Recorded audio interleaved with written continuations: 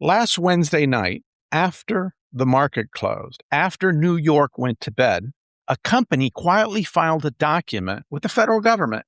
It reported the largest profit in the history of business, $112 billion in 90 days, a profit equal to 94% of its revenues.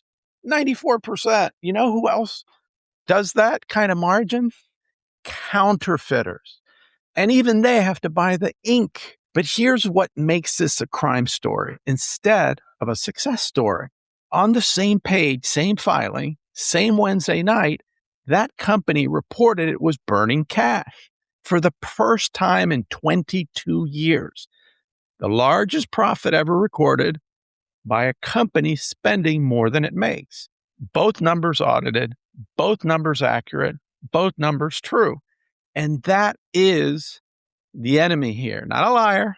Liars are amateurs. The enemy is an accurate number. The number arrives first, wearing a suit, speaking with tremendous confidence, technically correct, and hiding the only thing worth knowing, that the number is in this filing. It is in your retirement statement. And for 10 months, it's been hiding what's happened to your money, your 401k, because something did happen to your money. Record cash poured into this market, and 7 stocks instead of every 401k finished lower than they started. Nobody sent you a letter. Consider this the letter, and I'm going to show you where your money went, who has it now, and the one company that has seen the whole board and hasn't said a word. Stick with me. I'm Charlie Garcia. This is Capital Mischief. Nobody pays me to lie to you. And if you want one channel that reads the filings instead of the headlines, subscribe right now. Costs nothing, annoys all the right people, which makes me smile. Let's start at the crime scene, okay? 2 lines. The red line is the Magnificent Seven: Apple, Microsoft, Alphabet, Amazon, Meta, NVIDIA, and Tesla, the most profitable companies ever assembled. And through your 401k, your index fund, your target date retirement fund, you own them, okay? A target date fund. What a gorgeous piece of language. The target is the day you stop working, okay? The date is when they figure you're going to die. And the fund is what happens to your money in between. 3 words. 2 of them are about you. Only one of them is actually performing. Everybody owns these 7. The red line is your retirement. The teal line is the unglamorous half of the market. Industrials, air conditioners, switchgear, rail cars, valves, companies whose annual reports contain photographs of holes in the ground. Now look at the last 10 months. Record money poured into stock funds, not steady money, record money.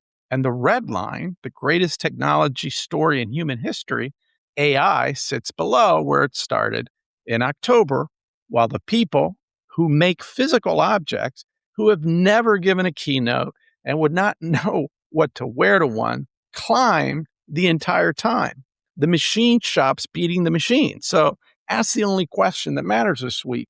If record money showed up and the leaders went nowhere, where the hell did the money go? And what does it know that the headlines don't? Wednesday night, the market finally said it out loud. Alphabet. That's Google's parent company. That is where the filing came from on Wednesday. Here's where that profit actually came from. And I need you to understand this trick because it is now propping up the entire index. Alphabet owns stakes in private companies. SpaceX, Anthropic. Under the accounting rules, it must reprice those stakes every quarter and run the change through profit. And if it is sold, nothing. Even if no cash arrive, it works like this. Your neighbor tells you your house went up 200 grand and you didn't sell the house. You can't spend the 200 grand, but you get to report it as income, okay? Somebody paid a higher price for a sliver of those companies, so Alphabet marks up their entire stake, $99 billion of profit from a markup.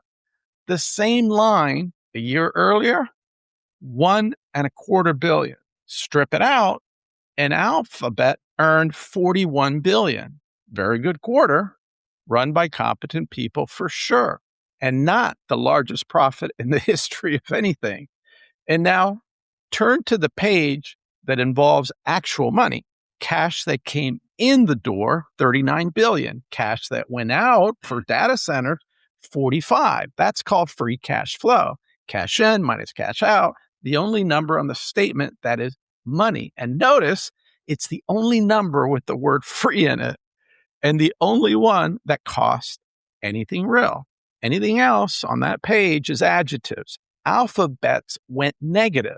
For the first time, it went public in 2004. And even that understates it. The other $6.7 billion went into inventory, which sounds boring until you realize inventory means chips and servers sitting in a warehouse waiting to be plugged in. The accountants call that working capital. I call it the same money spent on the same build-out, hiding in a different row. Added up honestly, and the true cash cost was about $60 billion in one quarter.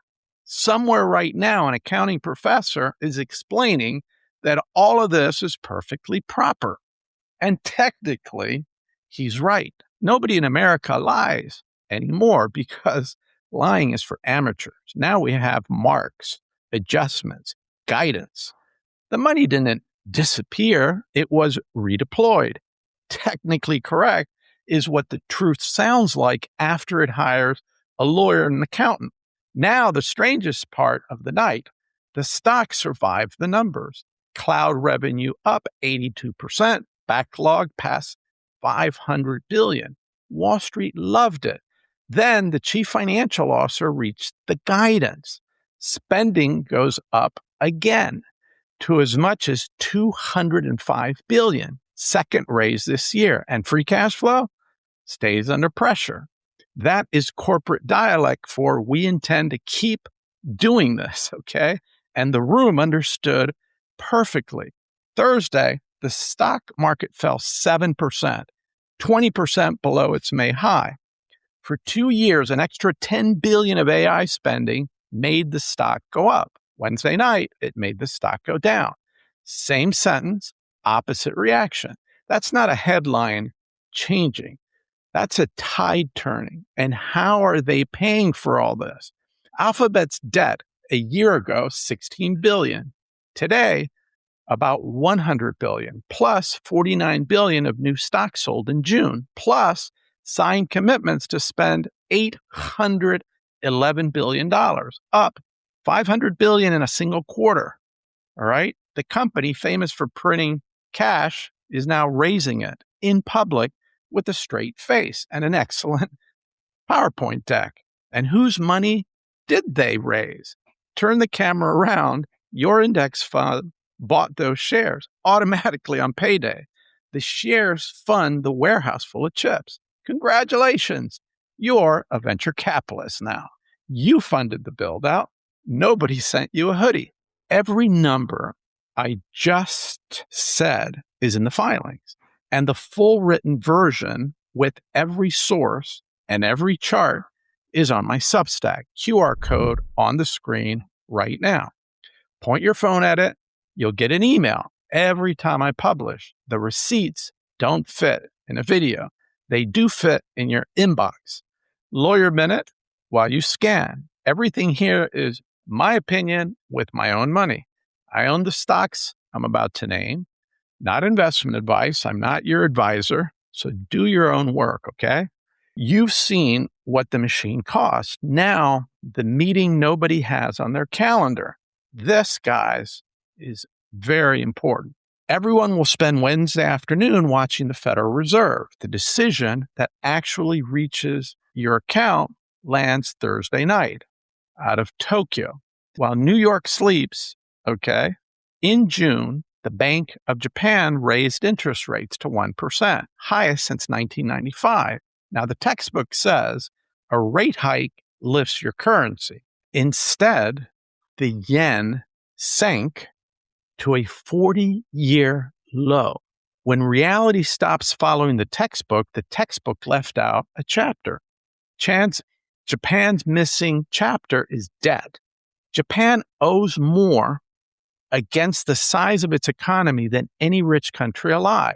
The interest bill now eats about a quarter of the national budget. And when the interest bill crowds out the budget, you can't defend your currency with expensive money. So the currency becomes the pressure valve.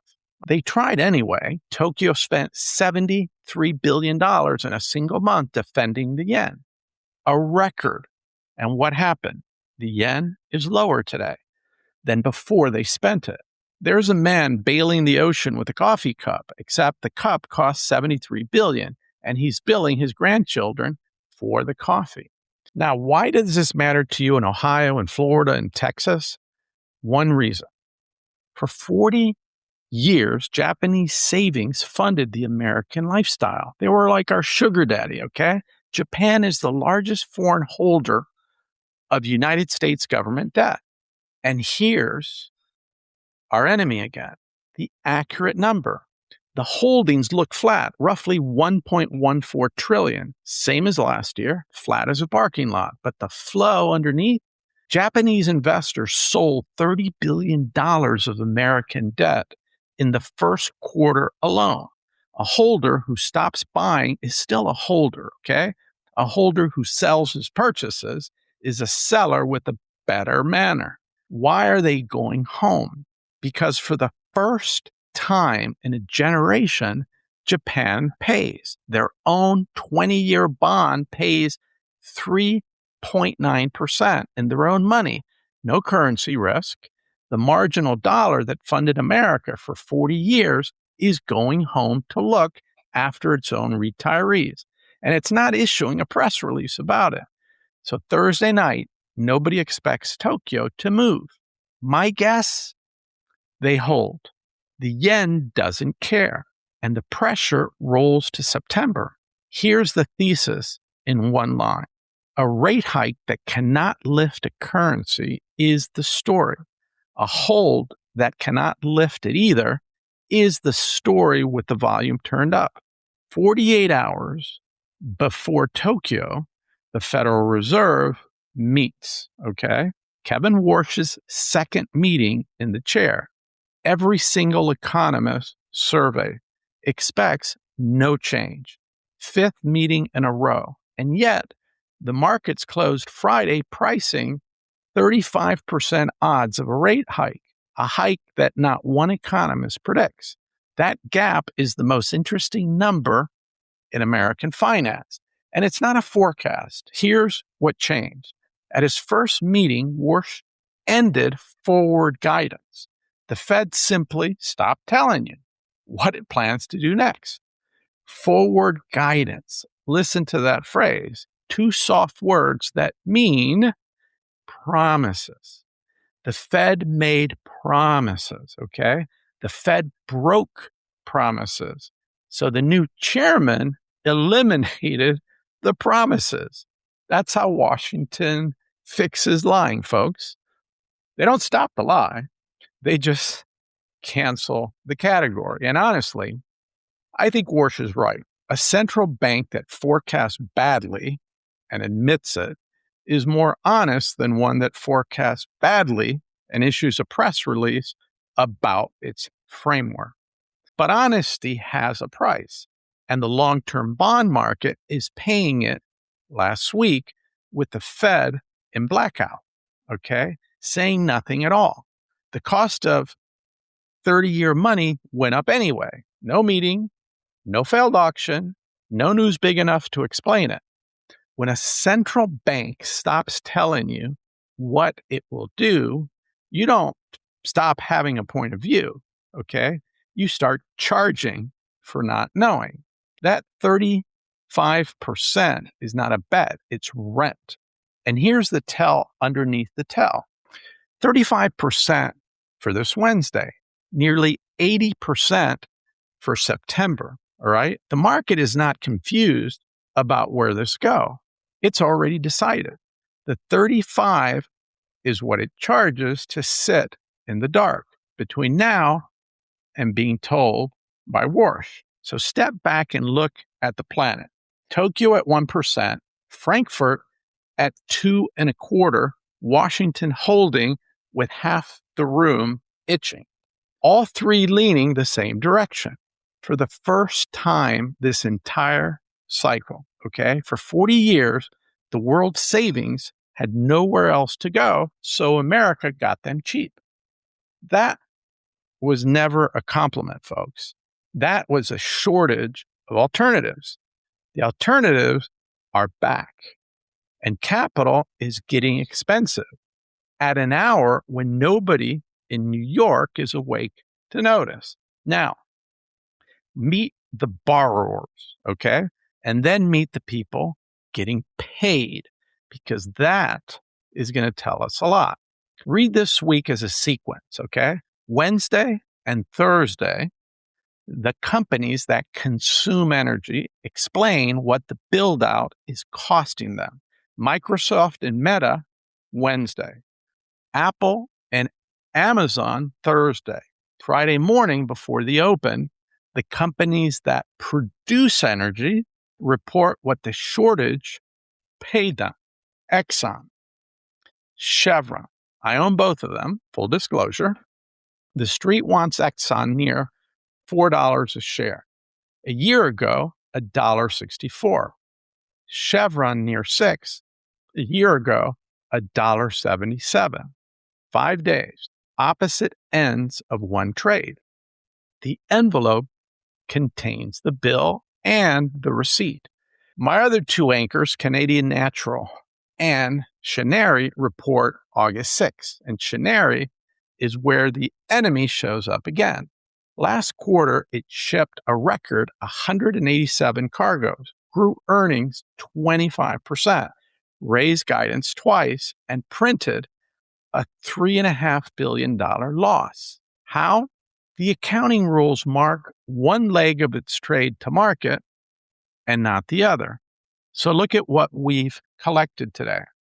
Alphabet's mark turned a cash-burning quarter into the most profitable 90 days in human history. Shinari's mark turned a record quarter into what looked like an emergency. Same rule, opposite signs. Neither one a dollar, okay? The mark is not the money. It has never been the money. It's simply the number that arrives first, wearing a suit, speaking with tremendous confidence. Two honesties before we go on, because you pay for the filter, not the applause. First, energy has already had a run up about 30% this year against single digits for the index. Nobody's buying producers here at a bargain, okay? You're buying a re-rating that the market doesn't believe yet. Different trade, different risk. Second, the smartest people alive disagree about oil by $55. Goldman says above 120 by winter if the Strait of Hormuz stays shut. The government's own forecasters say $65 next year. So anyone telling you this is obvious, is selling you something, and almost certainly not oil. And there's the answer from the top of the show. Where did the record money go? Out of the companies paying for the machine into the companies getting paid by it. The bill and the receipt right there. All right. One more stop. 98 days from today, America votes. Every House seat, 35 Senate races, 36 if you count one funeral that was just created, and I do. Since 1946, the president's party has lost seats in 18 of the 20 midterms. The two exceptions, one took an impeachment backlash, and the other came 14 months after the towers fell. If your base case requires national trauma, you do not have a base case. Now, here's the number Wall Street will misread. Across 13 midterm years, okay, the market's median return from August through election day, 0% over this 3-month stretch. Nothing. All right. So everyone says the market sleeps until November. Wrong. An average is what you get, okay, when you agree in advance, not to look at the parts. But a man with his head in the oven and his feet in the freezer is, on average, comfortable. Half the room got rich, half got cleaned out, and the sign out front says nothing happened. And notice, that's 3 times now. Alphabet's profit was accurate and hid a cash burn. The flat index was accurate and hid a rotation. The zero median is accurate and hides 3 months of money changing hands. 3 accurate numbers, every one of them correct. Every one of them concealing the only thing worth knowing. And the election itself, neither outcome fixes the arithmetic. A Democratic House will not cut spending. A Republican Senate will not raise taxes. That leaves the deficit on cruise control and the ashtray full and nobody in the driver's seat, which is why the 30-year bond has already voted. It voted last week, 14 basis points higher during a blackout with nobody talking. The election will change who explains it. It will not change what it cost. One more thing. 7 companies in that red line I showed you at the beginning. This whole video was about the 6 that are paying for the machine. The 7th one is very different. The 7th one isn't paying. The 7th one is getting paid by all the others, which means it has seen every order, every invoice, every cancellation months before any filing goes public.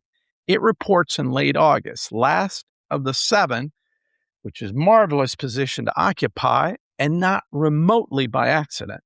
It has seen the whole board and it hasn't said a word.